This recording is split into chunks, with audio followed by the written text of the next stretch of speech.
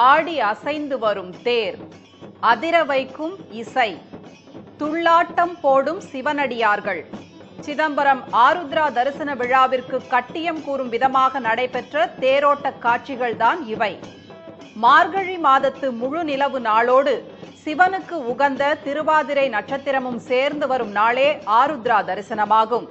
நடனத்தின் நாயகனாக கருதப்படும் நடராஜரை அவருக்கு பிடித்த நடனம் ஆடி வரவேற்கின்றனர் சிவனடியார்கள்.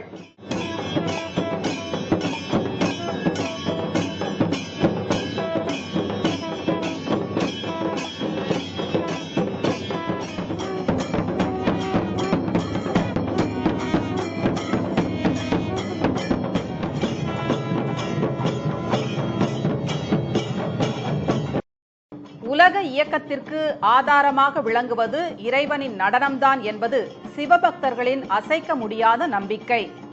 ஆனந்த தாண்டவம், ஊர்த்துவ தாண்டவம், ருத்ர தாண்டவம் என 108 விதமான நடனங்களை ஆடியிருக்கும் ஈசனுக்கு திருவாதிரைக்கு ஒரு வாய் களி என அன்று களி படைப்பதுண்டு. அகம்பாவம் கொண்டு அறிவிழந்து நடப்போரை காலடியில் போட்டு மிதித்து களியாக்கி விடுவாராம் சிவன். ஆகாய தலமான சிதம்பரத்தில் திருவாதிரை அன்று ஆயிரங்கால் மண்டபத்தில் மனைவி சிவகாமியுடன் நடராஜர் ஆனந்த நடனமாடி வரும் காட்சியை காண அலை மோதுகிறது கூட்டம்.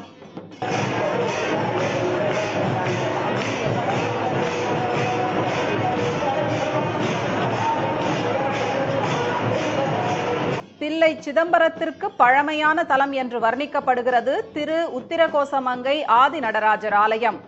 ராமநாதபுரத்திலிருந்து ராமேஸ்வரம் செல்லும் வழியில் உள்ள இந்த உத்தரகோசமங்கையில் ஆண்டு முழுவதும் சந்தன காப்புடனேயே நடராஜர் காட்சியளிப்பார்.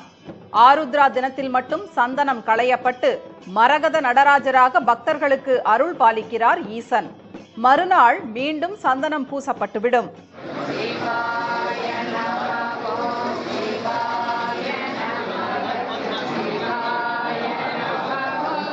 சித்திர சபையான குற்றாலத்தில் நடராஜருக்கு பச்சை சாத்தி காண்பிக்கப்படும் தாண்டவ தீபாராதனை வேறு எந்த ஆலயத்திலும் கிடையாதாம். நடனமாடியவாறே சிவனுக்கு அர்ச்சகர் தீபாராதனை காண்பிக்கும் அழகை வர்ணிக்க வார்த்தைகளே இல்லை என்று உருகுகின்றனர் பக்தர்கள்.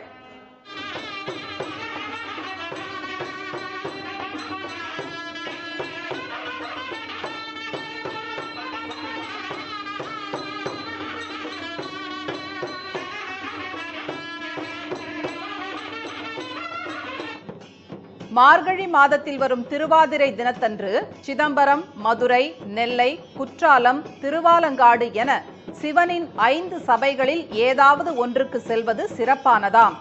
நான் என்ற அகந்தை எழுந்துவிடக் கூடாது என்பதற்காகவே ஒரு காலை ஊன்றி மற்றொரு காலை தூக்கியபடியே நடனமாடுகிறாராம் நடராஜர். அழிவை உண்டாக்கும் தீய எண்ணங்களை அடக்கியாளவே அவர் கழுத்தில் பாம்பை அணிந்திருப்பதாகவும் கூறுகின்றன புராணங்கள். அகந்தையும் மமதையும் கூடாது என்று கடவுள்களே நினைக்கும் போது சாதாரண மனிதர்கள் எம்மாத்திரம்? சன் செய்திகளுக்காக ஒளிப்பதிவாளர் வெங்கட்டுடன் ரகோத்தமன்.